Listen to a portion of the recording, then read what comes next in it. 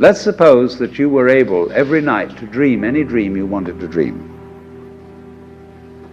And that you could, for example, have the power within one night to dream 75 years of time, or any length of time you wanted to have.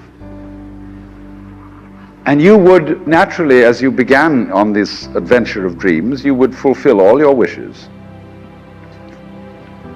You would have every kind of pleasure you could conceive. And after several nights of 75 years of total pleasure each, you would say, well, that was pretty great. But now let's have a surprise. Let's have a dream which isn't under control. Well, something is going to happen to me that I don't know what it's going to be. And you would dig that and come out of that and say, wow, that was a close shave, wasn't it? And then you would get more and more adventurous, and you would make further and further out gambles as to what you would dream. And finally, you would dream where you are now. You would dream the dream of living the life that you are actually living today. That would be within the infinite multiplicity of choices you would have, of playing that you weren't God. Because the whole nature of the Godhead, according to this idea, is to play that he's not. The first thing he says to himself is, man, get lost. Because he gives himself away. The nature of love is self-abandonment, not clinging to oneself. Throwing yourself out, as in, for example, in basketball, you're always getting rid of the ball. You say to the other fellow, have a ball. See? And that keeps things moving. That's the nature of life. So in this idea then, everybody is fundamentally the ultimate reality, not God in a politically kingly sense, but God in the sense of being the self, the deep down basic whatever there is. And you're all that, only you're pretending you're not.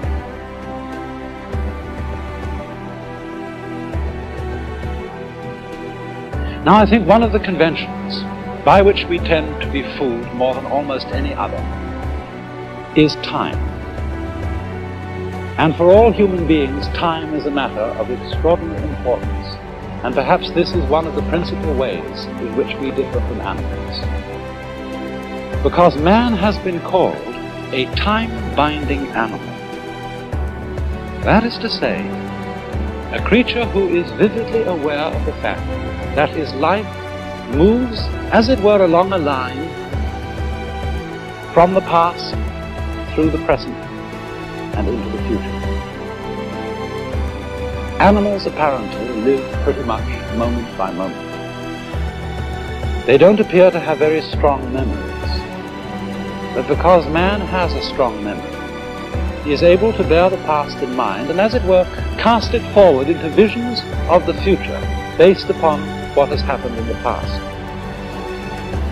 And therefore, although this facility gives man the most extraordinary ability to plan his life, to prepare for future eventualities, at the same time, there is a very heavy price which he pays for it, and especially if he takes this ability too seriously.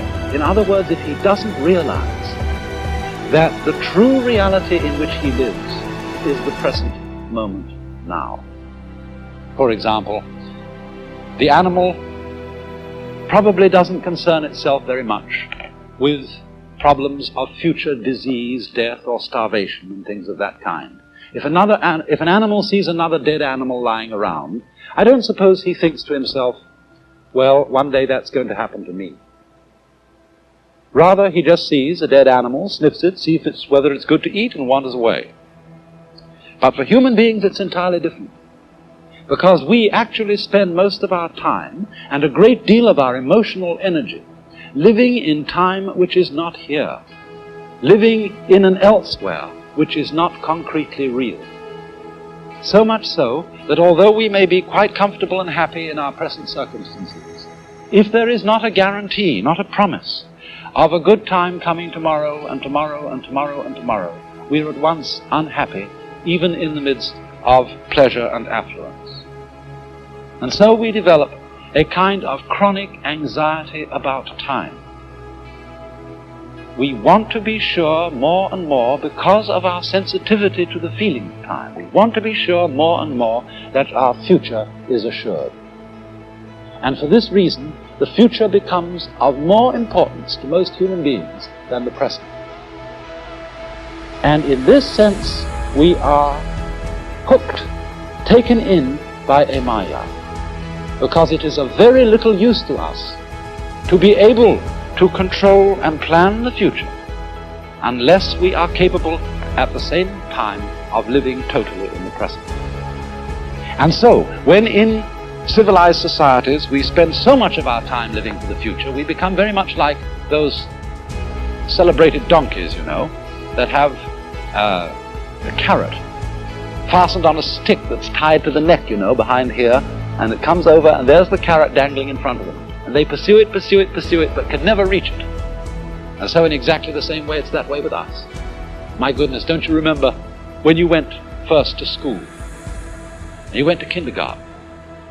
And in kindergarten, the idea was to push along so that you could get into first grade, and then push along so that you could get into second grade, third grade, and so on, going up and up. And then you went to high school, and this was a great transition in life. And now the pressure is being put on. You must get ahead. You must go up the grades and finally be good enough to get to college. And then when you get to college, you're still going step by step, up to the great moment in which you're ready to go out into the world. And then when you get out into this famous world, comes the struggle for success in profession or business. And again, there seems to be a ladder before you, something for which you're reaching all the time. And then, suddenly, when you're about 40 or 45 years old in the middle of life, you wake up one day and say, huh? I've arrived. And by Jove, I feel pretty much the same as I've always felt. In fact, I'm not so sure that I don't feel a little bit cheated. Because you see, you were fooled. You were always living for somewhere where you aren't. And while, as I said, it is of tremendous use for us to be able to look ahead in this way and to plan, there is no use planning for a future, which when you get to it and it becomes a present, you won't be there. You'll be living in some other future which hasn't yet arrived. And so in this way, one is never able actually to inherit and enjoy the fruits of one's action. You can't live at all unless you can live fully now.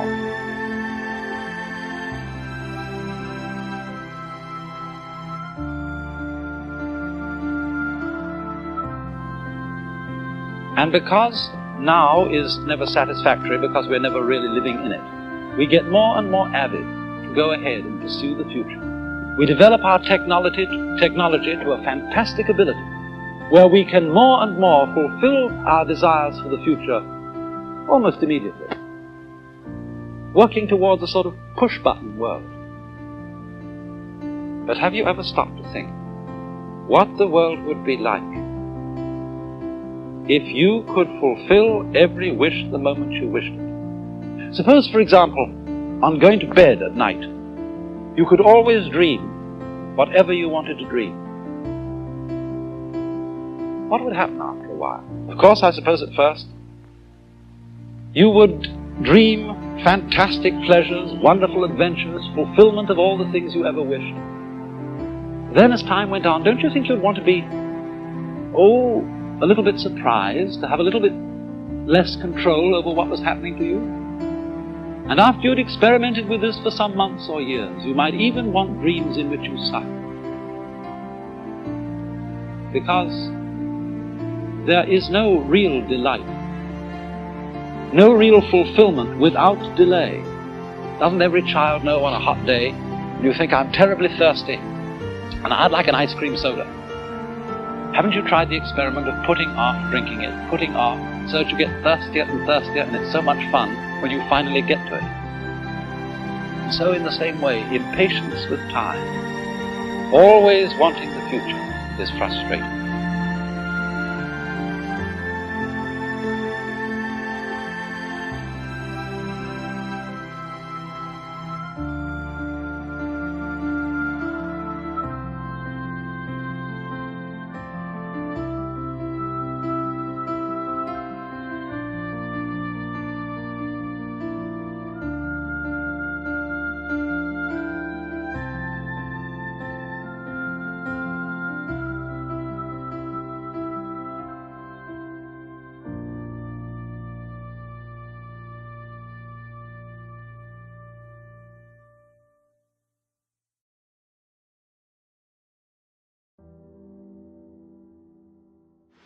We have to learn.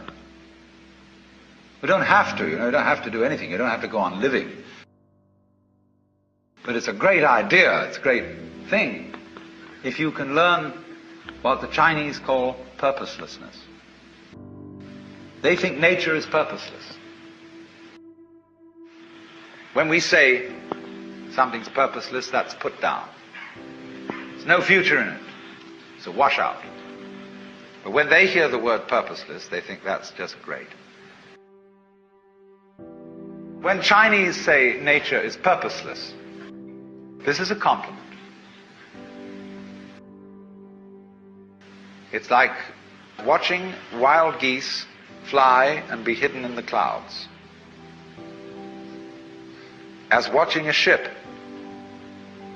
vanish behind a distant island, as wandering on and on in a great forest with no thought of return. Haven't you done this? Haven't you gone on a walk with no particular purpose in mind? Carry a stick with you and you occasionally hit at old stumps and wander along and sometimes twiddle your thumbs. It's at that moment that you learn purposelessness.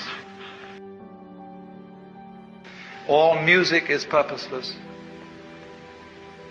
Is music getting somewhere?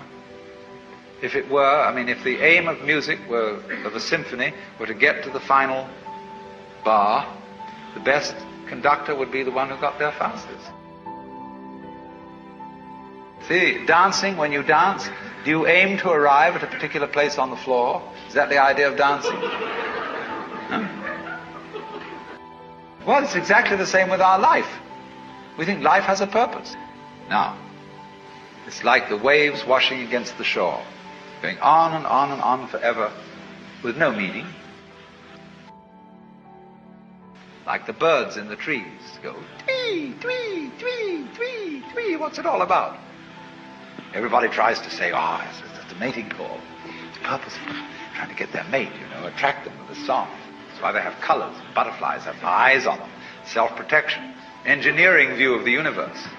Why do that? They say, well, it's because they need to survive. Oh, why survive? What's that for? Well, to survive. And they say, well, that's terribly serious. That's awfully important. We've got to keep on doing this. You pick up a pebble on the beach. Look at it. Beautiful. Don't try and get a sermon out of it. Just enjoy it. Enjoy the pebble. If you do that, you become healthy. You become able to be a loving, helpful human being. Here's the choice. Are you going to trust it or not? If you do trust it, you may get let down. And this it is yourself, your own nature, and all nature around you. There are going to be mistakes. But if you don't trust it at all, you're going to strangle yourself. To live, I must have faith. I must trust myself to the totally unknown. I must trust myself to a nature which doesn't have a boss.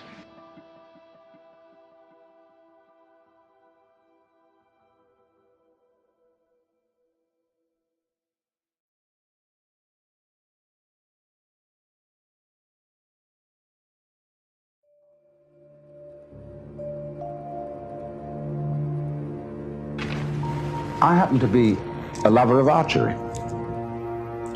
But I don't like archery for killing things. I like it as a sport.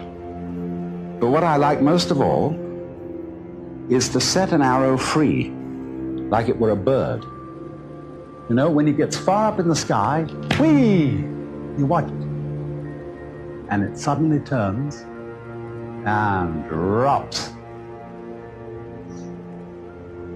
What is it that fascinates us about that?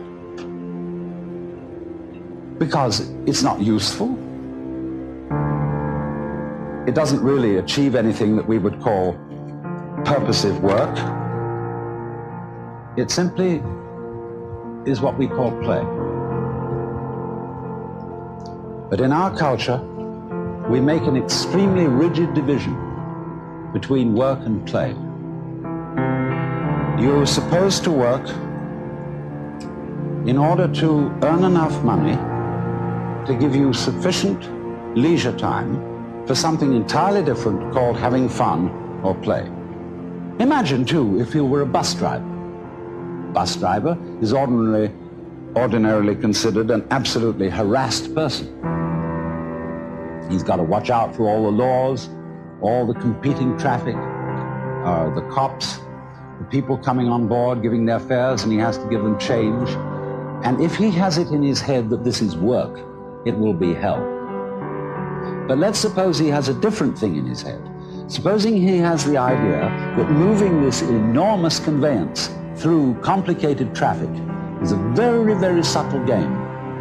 And he has the same feeling about it that you might have if you were playing the guitar or dancing.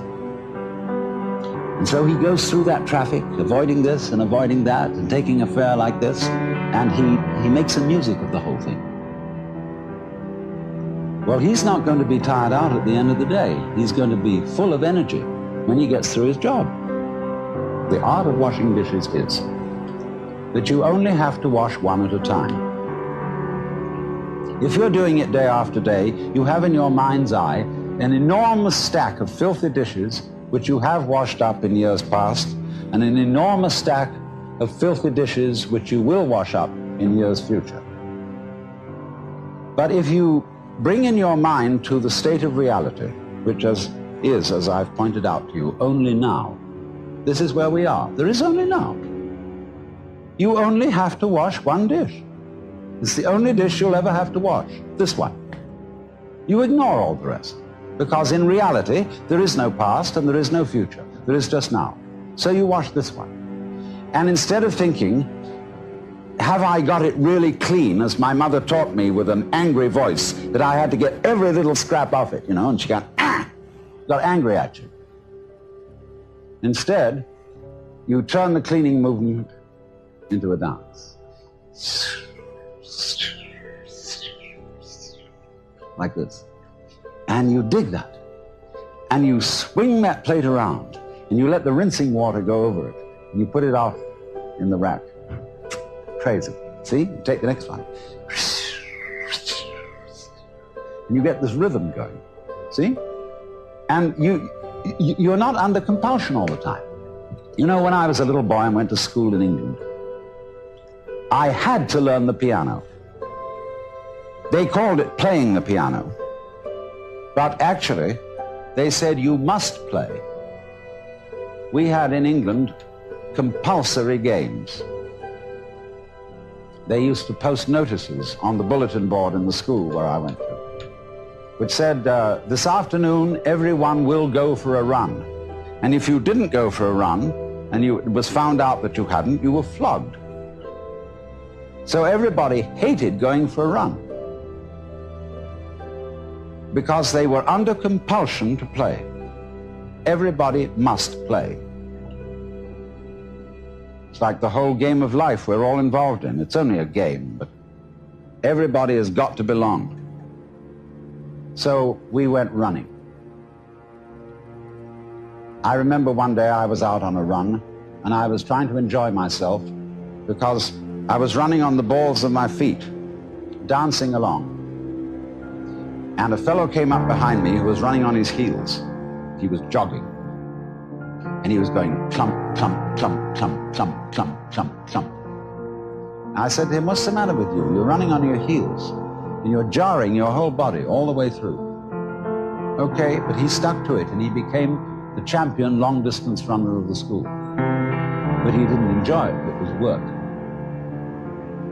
And all he enjoyed was the suffering that he endured that made him feel that he had really contributed to the human race because he suffered so much. He identified his existence and his worth with his suffering. Now, really great runners dance when they run. They don't necessarily follow a straight course. They may weave. And in the same way, if you happen to witness in the year 1970 the World Cup Championship in soccer, you would have seen that the winning team from Brazil played soccer in the most extraordinary way. They played it like basketball. They played it dancing. The way we learned soccer in school when I was a boy was very, very formal and orderly, and we didn't really enjoy it. But these fellows were bouncing balls off their shoulders, off every muscle, and they had astonishing teamwork. But at the same time, were dancing the game, and the sports writer in the London Times said that they danced their way to victory. So the point is, therefore, that you can do everything you have to do in this spirit. Don't make a distinction between work and play. Regard everything that you're doing as play, and don't imagine for 1 minute that you've got to be serious about it. Let's take, for example, the rest of the world, other than ourselves. Think for a moment, what are vegetables doing? Let's, for example, consider this. And what's it all about? I mean, it serves us, human beings, by being decorative, but what is it from its own point of view?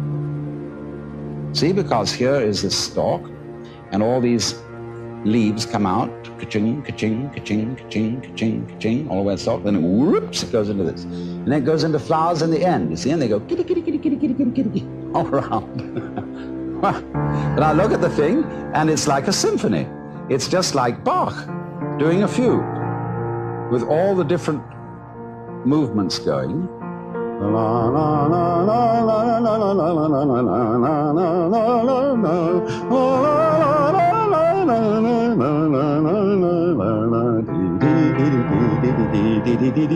And that's what it's about.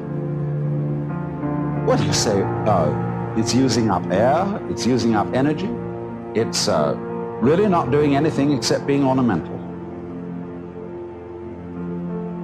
And yet here's the whole vegetable world.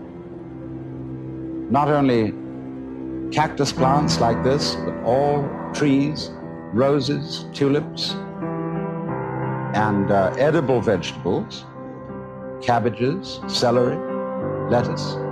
They're all doing this dance. And what is it all about? Why do they do it? Well, we say, one must live. It's necessary to survive.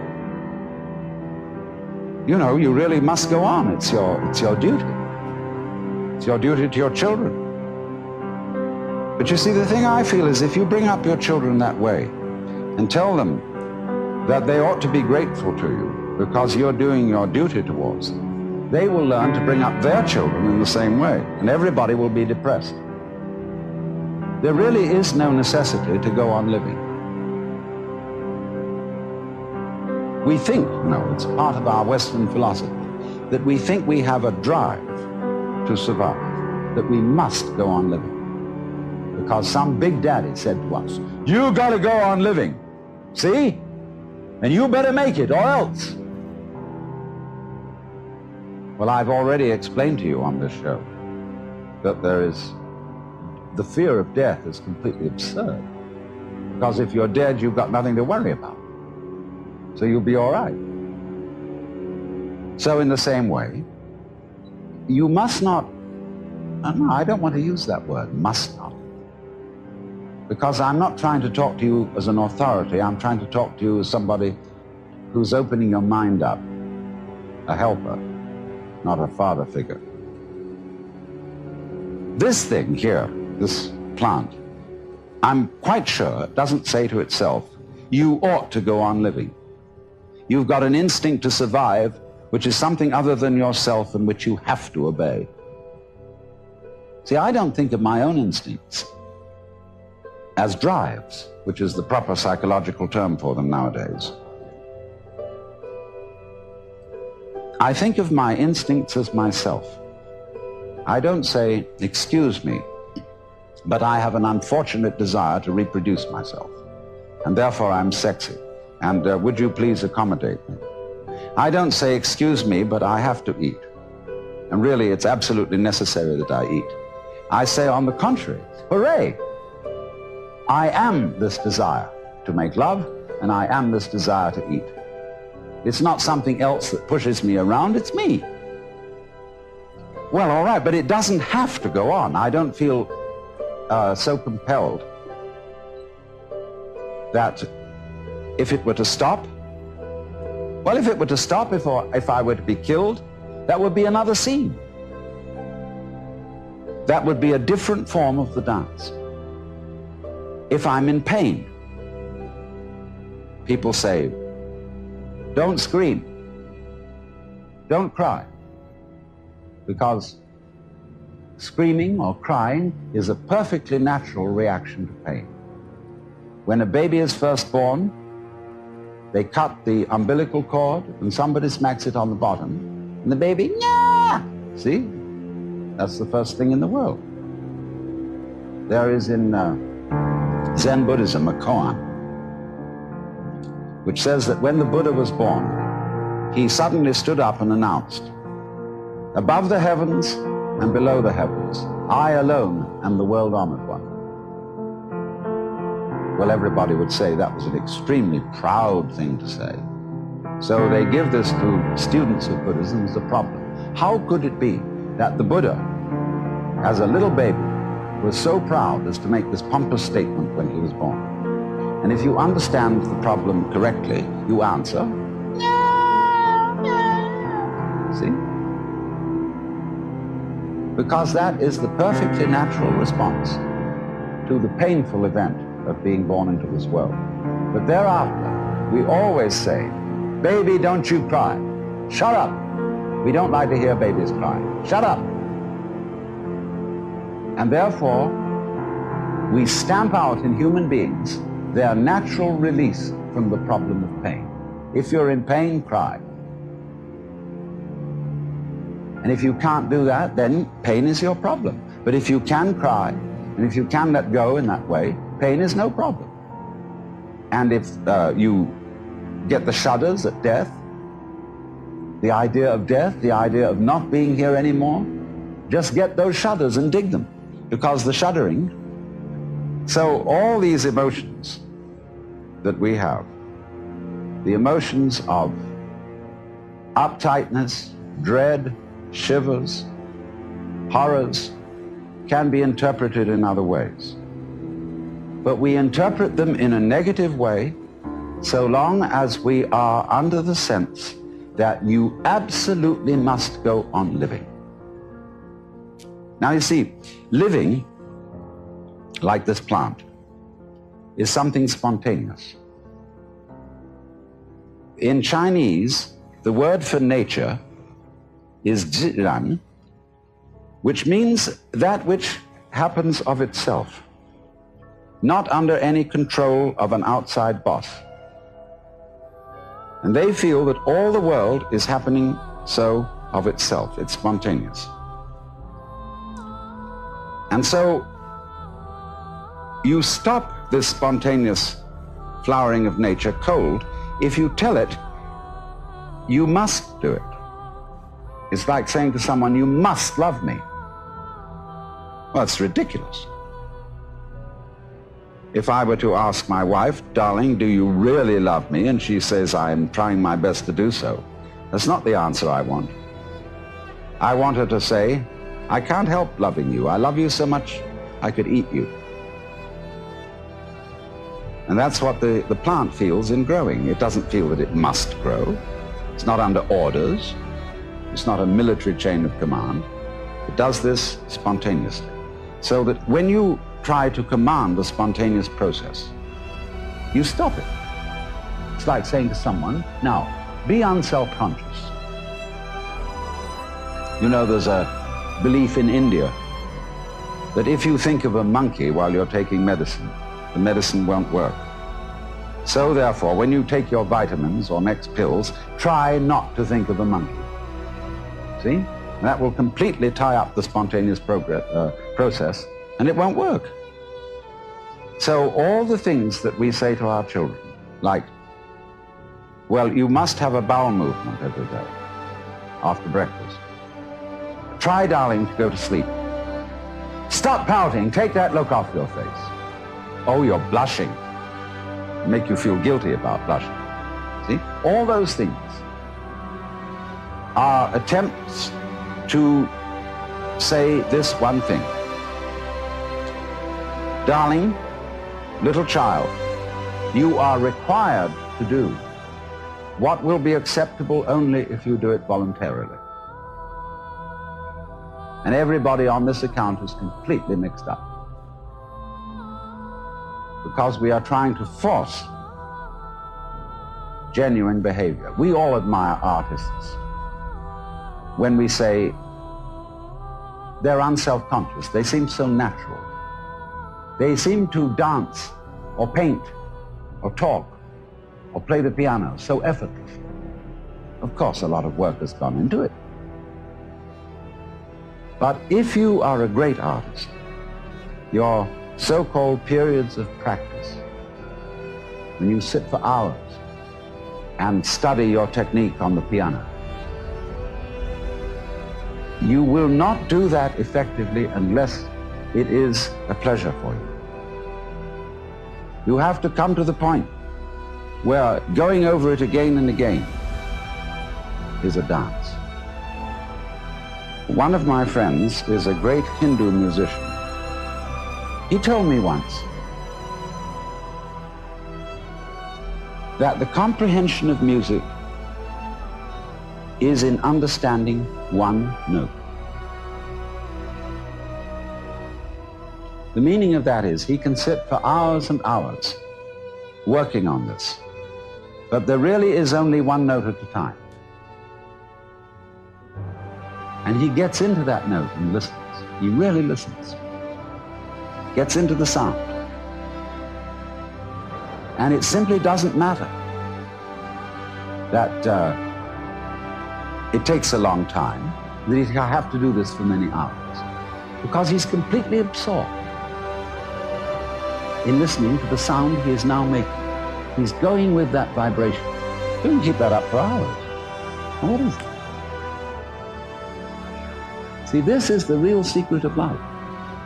To be completely engaged with what you're doing in the here and now. And instead of calling it work, realize that this is play. The swinging of the ball, the pattern in which the flower goes, is just to swing. And if you take it seriously and say, are you doing anything useful? Useful for what? Useful to go on. But if you take that attitude to going on becomes a drag. Survival becomes a sweat, and it's not worth it. And if you teach your children, and they'll imitate you, they'll treat survival as a sweat which they have to undergo, they have to keep going on, and they'll teach their children to do it, and the whole continuation of the human race will be a drag, which is in fact what it's become because of this attitude. And this is the reason why we've invented the atomic bomb and are preparing to commit suicide. Because we think we must happen. And to the degree that we think we must happen, we hate it and are going to bring it to an end and stop it. So I was about to say seriously, but I'm going to change my words and say sincerely suggest. You know, I'm not, in talking to you, I'm not preaching. I'm not actually serious, because I'm really with this rather than any kind of deep philosophy and so on. So I suggest to you sincerely. G.K. Chesterton once said that the angels fly because they take themselves lightly. How much more so then he, she who is Lord of the angels? Huh. The whole world is 3 for a penny, 3 for a pound, 'tis love that makes the world go round, or in the words of Dante, but my own wings were not for such a flight, except that, smiting through the mind of me, there came fulfillment in a flash of light, that my volition now and my desires were moved like wheel revolving evenly by love that moves the sun and starry fire.